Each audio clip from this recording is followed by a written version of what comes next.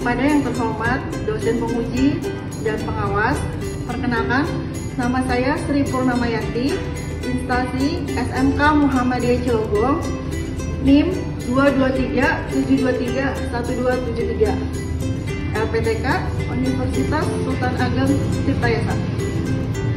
Terima kasih. Wassalamualaikum warahmatullahi wabarakatuh. Assalamualaikum warahmatullahi wabarakatuh. Nama saya Zahra Meliani. Saya akan mendukung Bu Sri untuk UKIN. Semangat, semangat, semangat!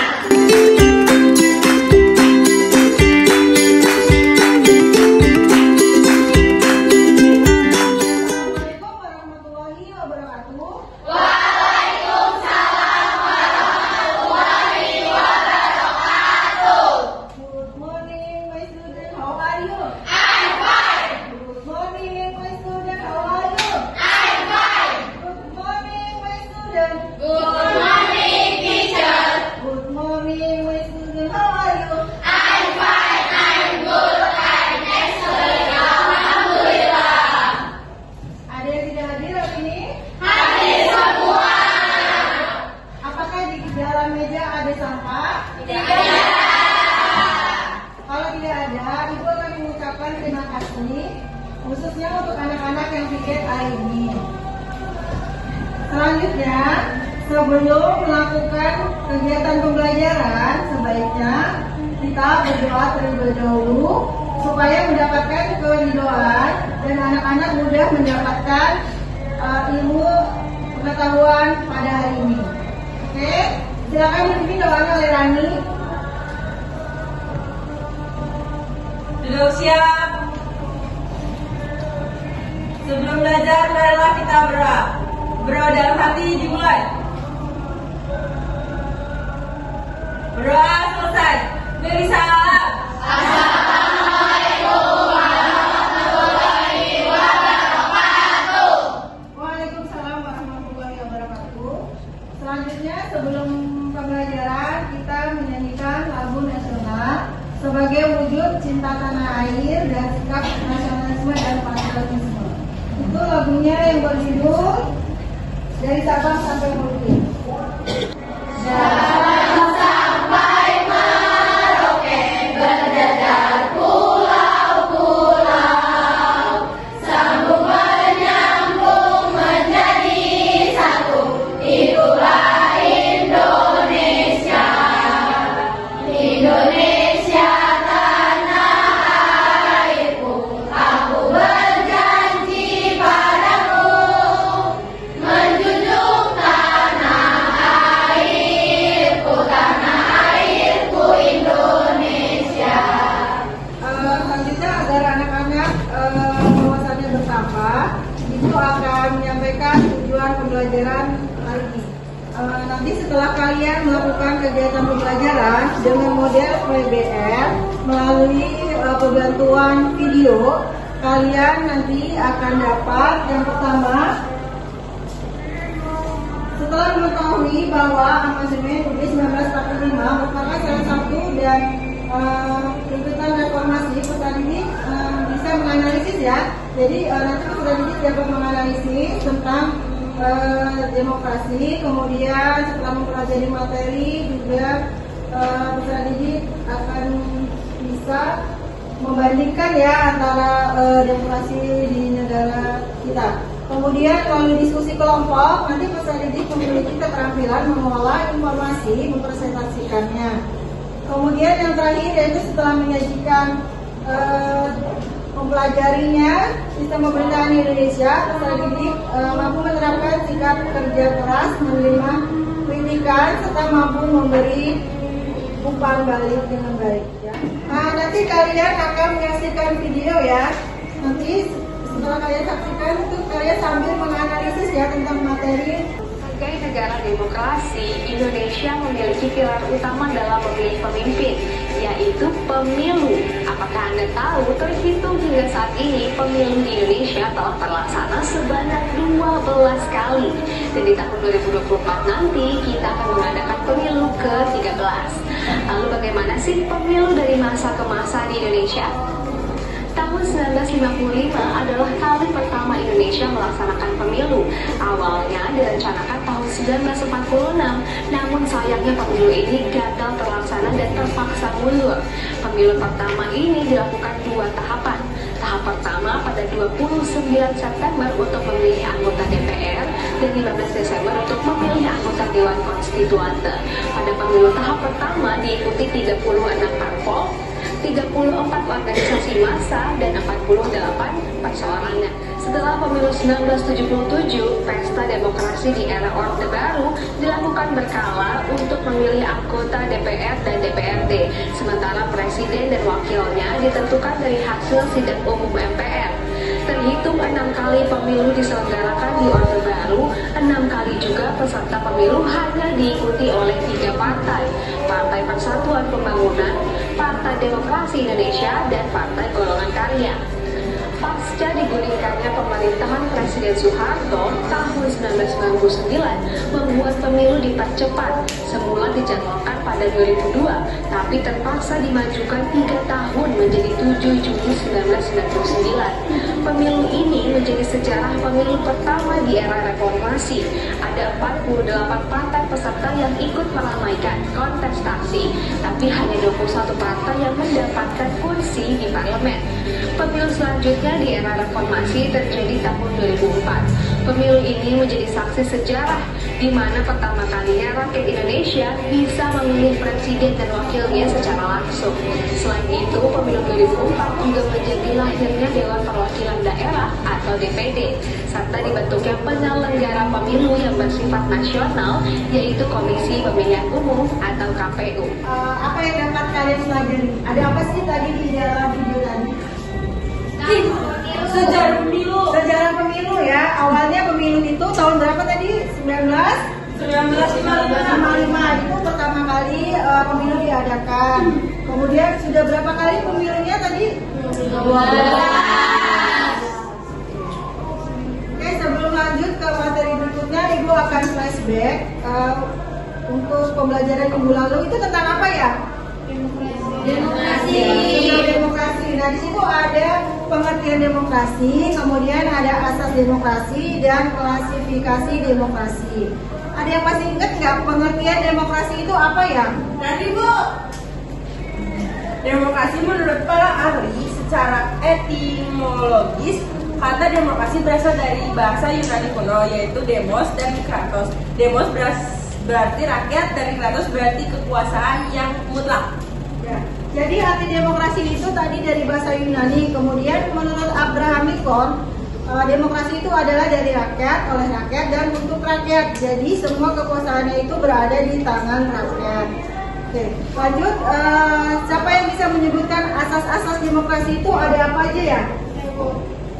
Asas demokrasi itu terbagi menjadi 2. Yang pertama, pengakuan partisipasi rakyat dalam pemerintahan. Yang kedua, pengakuan harkat dan martabat manusia.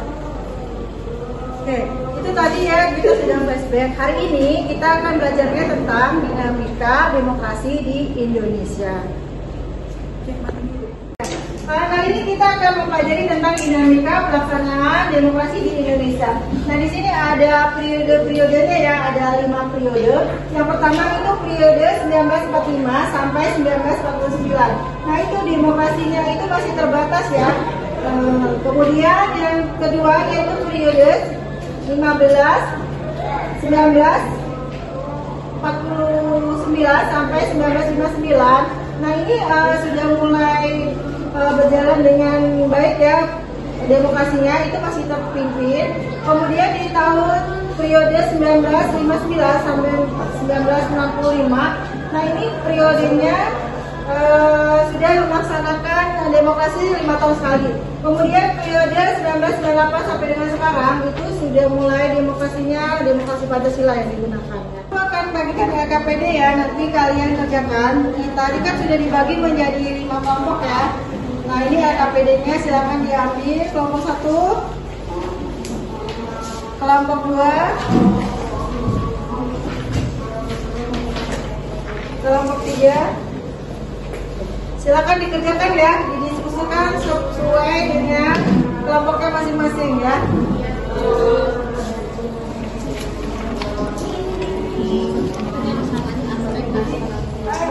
Nanti ada 3 penilaian ya, ada penilaian sikap, penilaian pengetahuan, dan keterampilan. Untuk sikap itu dari kalian ya, nanti sikap kalian selama proses pembelajaran itu seperti apa, tanggung jawab tidak, jujur tidak, gitu kan, kerjasama tidak, disiplin tidak. Kemudian pengetahuan itu tadi ya dari KPD ya selama proses kegiatan. Kemudian ada nilai keterampilan. Nah untuk keterampilan itu dari kerja kelompok ya, dari nanti kalian presentasi.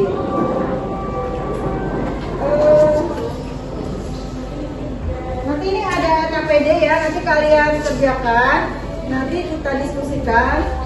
Kemarin ibu udah bagi kelompoknya ya, ada 5 kelompok ya. Kelompok 1 tentang apa tadi? Periode demokrasi tahun ya 45 sampai 49. Kemudian kelompok 2 tentang periode tahun 1949 sampai 59. Kemudian yang kelompok 3 periode demokrasi tahun 1959 sampai 1955. Nah, kelompok 4 itu periodenya tahun berapa? 1995 sampai 1998. Ya. Oke, kelompok 5 dari 1998 sampai sekarang. ini ada KPD. Nanti kalian kerjakan ya. Silakan kelompok 1 maju. Kelompok 1. Kelompok 2.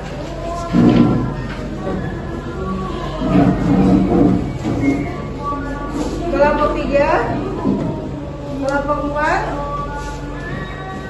Kelompok 5 tadi udah dibagi ya. Oh iya Bu, udah Bu. Oke. Sekarang kalian kerjakan dulu ya, diskusikan dulu. Oke. Ya, ini.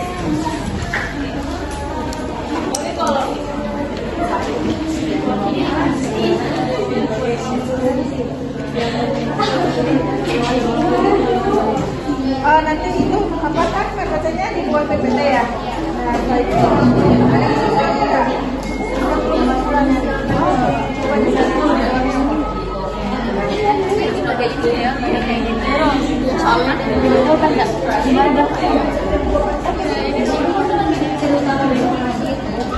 Kayaknya pengakuan terhadap sosial budaya kayaknya. Ini juga apa namanya? Pengakuan sama toleransi. Iya benar. Pemilihan umum negara-negara yang efektif juga bisa ya. Pemerintahan yang berdasarkan hukum juga bisa. Tapi menghargai perbedaan masyarakat juga kan? Iya benar. Karena diskusinya sudah selesai. Oke, kalau sudah, sekarang kalian akan presentasi kelompok. Kelompok 5 terlebih dahulu ya. Silakan maju kelompok 5. Assalamualaikum warahmatullahi wabarakatuh. Waalaikumsalam warahmatullahi wabarakatuh. Berdirinya kami di sini ingin mempresentasikan hasil diskusi kelompok kami. Perkenalkan, kami dari kelompok 5. Nama saya Rani Dr. Sadid. Nama saya Sri Denis. Nama saya Suciapriani. Nama saya Zahra Meliani. Nama saya Nikita. Nama saya Sita. Pengertian demokrasi.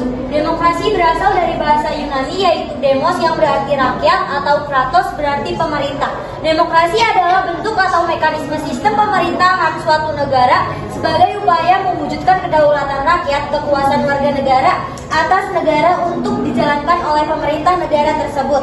Demokrasi yang dijalankan pada masa reformasi ini masih tetap demokrasi Pancasila.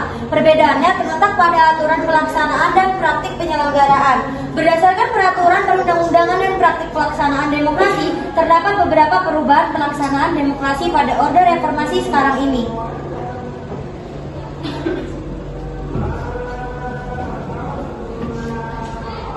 Pelaksanaan demokrasi reformasi 1998 sampai sekarang. Berakhirnya masa Orde Baru ditandai dengan penyerahan kekuasaan dari Presiden Soeharto ke Wakil Presiden B.J. Habibie pada tanggal 21/1998. Demokrasi yang dikembangkan pada masa reformasi pada dasarnya adalah demokrasi dengan mendasarkan pada Pancasila dan Undang-Undang 1945. dengan penyempurnaan pelaksanaannya dan perbaikan peraturan dan peraturannya yang tidak demokratis, dengan meningkatkan peran lembaga-lembaga tinggi dan tertinggi negara dengan menegaskan fungsi, wewenang dan tanggung jawab yang mengacu pada prinsip pemisahan kekuasaan dan tata hubungan yang jelas antara lembaga-lembaga eksekutif, legislatif, dan yudikatif. Demokrasi Indonesia saat ini telah dimulai dengan terbentuknya DPR MPR hasil pemilu 1999 yang telah memilih presiden dan wakil presiden serta terbentuknya lambang-lambang tinggi yang lain. Assalamualaikum warahmatullahi wabarakatuh.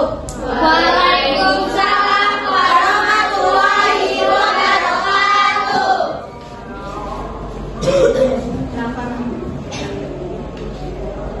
Pengertian demokrasi. Pengertian demokrasi menurut para ahli secara etimologis kata demokrasi berasal dari bahasa Yunani kuno, yaitu demos dan kratos.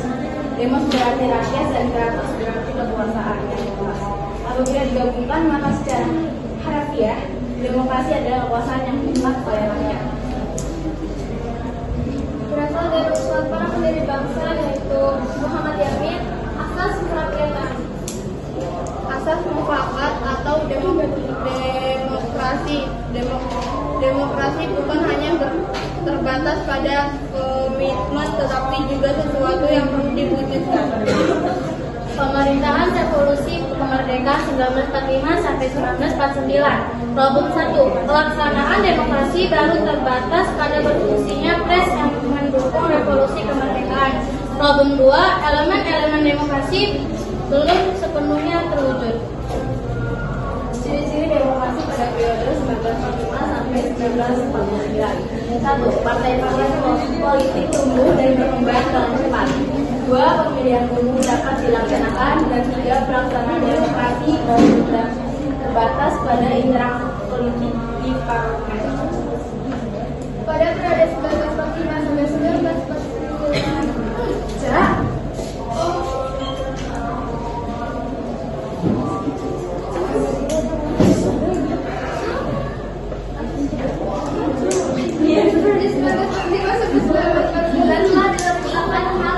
Mendasar bagi perkembangan demokrasi di Indonesia pada tahun 2000. 1. Pemberian hak politik secara menyeluruh. 2. Presiden yang secara konstitusional ada kemungkinan bertindak di dibatasi kekuasaannya ketika KNB. 3. Maklumat wakil presiden yang memungkinkan terbentuknya sejumlah partai politik. Pertentangan pada masa terdapat Republik 1945 sebelum amandemen 1. Terima kasih. Apakah ada yang ditanyakan? Saya, apa itu ciri-ciri demokrasi? Oke, ada yang tanya lagi? Saya, sesuatu yang perlu diwujudkan itu apa?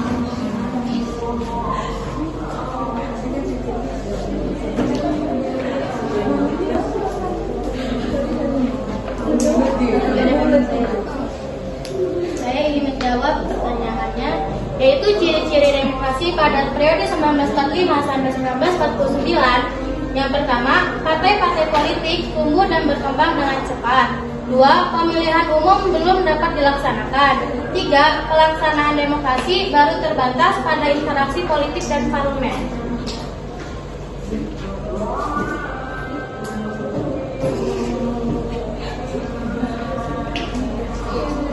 Sekian dari kelompok kami, kurang lebihnya mohon maaf. Wassalamualaikum warahmatullahi wabarakatuh. Waalaikumsalam warahmatullahi wabarakatuh.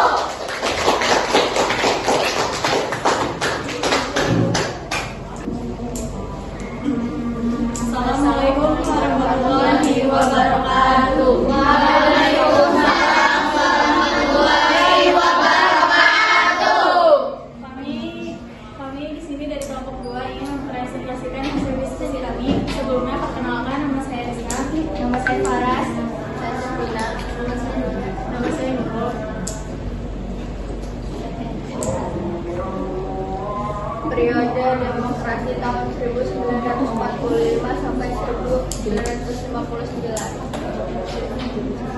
Demokrasi liberal.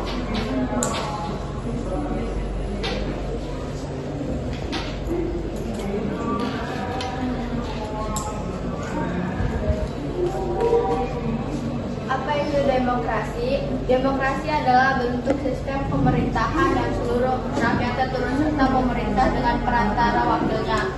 Periode ini dimulai dari kekalahan bala tentara Jepang terhadap Sekutu baik perlawanan melalui jalur atau fisik. Dengan demikian dapat disimpulkan bahwa pada periode 1949 sampai dengan 1959 negara kita menganut demokrasi parlementer. Masa demokrasi parlementer merupakan masa kejayaan demokrasi di Indonesia karena hampir semua elemen demokrasi dapat kita temukan berwujudannya dalam kehidupan politik di Indonesia. Berapa kali pergantian UUD dalam periode ini? Pada periode ini terjadi 2 kali pergantian Undang-Undang Dasar, yaitu 1 pergantian UUD 1945 dengan Konstitusi RIS pada rentang waktu 27 Desember 1949 sampai 17 Agustus 1950. 2. Pergantian Konstitusi RIS dengan Undang-Undang Dasar Sementara atau UUDS 1950 pada rentang waktu 17 Agustus 1950 sampai 5 Juli 1959. Indikator pelaksanaan demokrasi pada masa pemerintahan parlementer. 1. Lembaga perwakilan rakyat atau parlemen berperan inti dalam proses politik. 2. Akuntabilitas atau pertanggungjawaban pemegang jabatan dan politisi pada umumnya sangat tinggi. 3. Kehidupan kepartaian memperoleh peluang sebesar-besarnya untuk berkembang secara maksimal. 4. Sekalipun pemilihan umum hanya dilaksanakan 1 kali pada 1995, tetapi pemilihan umum tersebut benar-benar dilaksanakan dengan prinsip demokrasi. 5. Masyarakat umumnya dapat merasakan hak-hak dasar dan tidak dikurangi sama sekali. 6. Dalam masa pemerintahan parlementer, daerah-daerah yang memperoleh otonomi yang cukup. Sekian dari kelompok kami, apakah ada yang ingin bertanya? Ya. Pemerintahan parlementer itu apa? Izin jawab. Pemerintahan parlementer itu pemerintahan periode 1949 sampai 1549. Apakah ada lagi? Apakah ada lagi? Sekian dari kelompok kami. Wassalamualaikum warahmatullahi wabarakatuh. Waalaikumsalam warahmatullahi wabarakatuh. Assalamualaikum warahmatullahi wabarakatuh. Waalaikumsalam warahmatullahi wabarakatuh. Perkenalkan, kami dari kelompok 4 berdirinya kami di sini akan mempresentasikan hasil diskusi kami.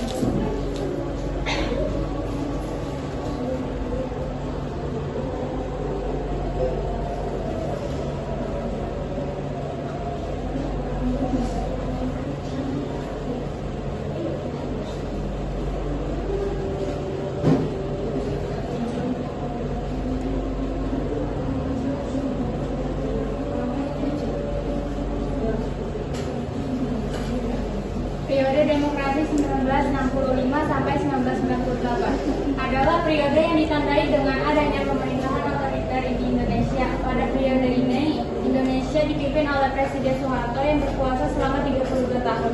Pemerintahan Soeharto diwarnai oleh berbagai pelanggaran hak asasi manusia seperti penculikan, penyiksaan, dan pembunuhan terhadap para aktivis politik.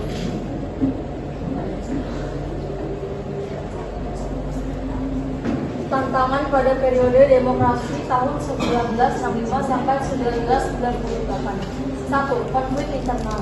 Pada periode ini, Indonesia mengalami berbagai konflik internal, seperti konflik antara pemerintah dan kelompok separatis, konflik antara kelompok agama dan konflik antara kelompok etnis.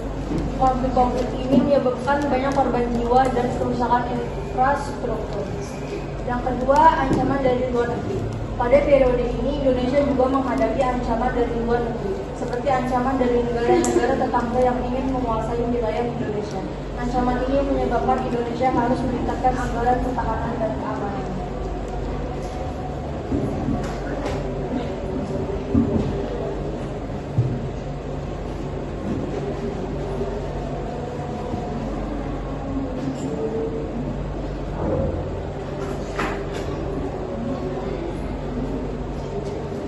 Pelaksanaan demokrasi di Indonesia pada tahun 1965 sampai 1998. Era baru dalam pemerintah dimulai setelah adanya masa transisi antara tahun 1966 sampai 1968. Hal ini dimulai saat terpilihnya Jenderal Soeharto sebagai Presiden Republik Indonesia menggantikan Soekarno. Nah, era baru ini kemudian dikenal dengan Orde Baru dengan konsep demokrasi Pancasila. Visi utama dari pemerintahan Orde Baru adalah melaksanakan Pancasila dan Undang-Undang Dasar 1945 secara murni dan konsekuen dalam setiap aspek kehidupan masyarakat Indonesia. Adanya visi utama ini memberikan sebuah harapan bagi rakyat Indonesia di masa Orde Baru ini. Rakyat mengharapkan adanya perubahan-perubahan politik agar menjadi lebih demokratis dari periode sebelumnya.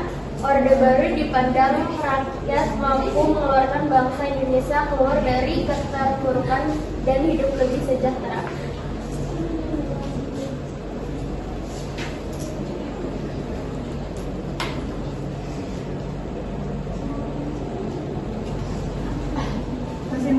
Kesimpulan yang bisa kami dapatkan adalah di Indonesia ini masih banyak sekali konflik-konflik yang memakan korban jiwa serta kerusakan infrastruktur. Begitu pula ancaman-ancaman dari luar negeri yang ingin menguasai Indonesia.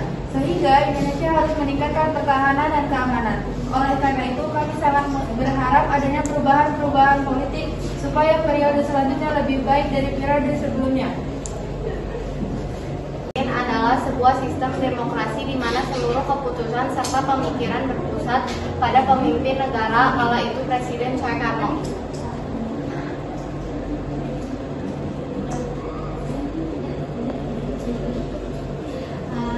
Sekian dari kelompok kami. Mohon maaf bila ada kesalahan. Wassalamualaikum warahmatullahi wabarakatuh. Waalaikumsalam warahmatullahi wabarakatuh.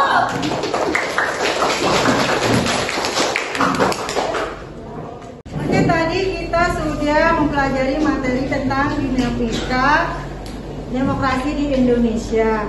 Sekarang kita akan simpulkan bersama-sama ya. Jadi di sana itu ada demokrasi pada masa Orde Lama, Orde Baru, dan Reformasi. Untuk yang demokrasi Orde Lama itu seperti apa demokrasinya? Demokrasi Orde Lama 1959 sampai 1965 adalah masa ketika Presiden Indonesia Soekarno berkuasa di bawah naungan Undang-Undang Dasar 1945 yang asli. Ya, tadi yang demokrasi Orde Lama itu demokrasinya terpimpin ya. Jadi semuanya keputusannya itu ada di Presiden. Berikutnya ada demokrasi Orde Baru. Ya, seperti apa ya demokrasi Orde Baru itu? Orde Baru itu menggantikan Orde Lama yang merujuk kepada era pemerintahan Soekarno.